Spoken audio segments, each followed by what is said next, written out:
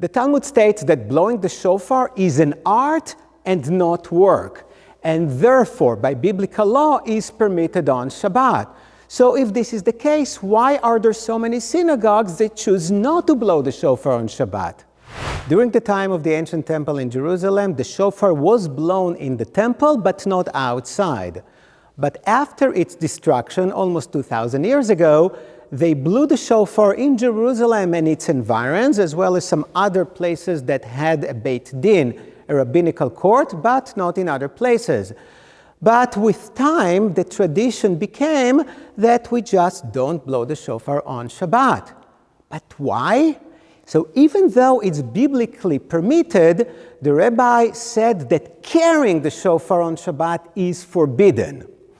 Unless a person would carry the shofar on the streets on the way to the synagogue, for example, they chose not to blow it on Shabbat. This logic of lest someone may carry something applies also to the lulav. That's why we don't shake the lulav on Shabbat.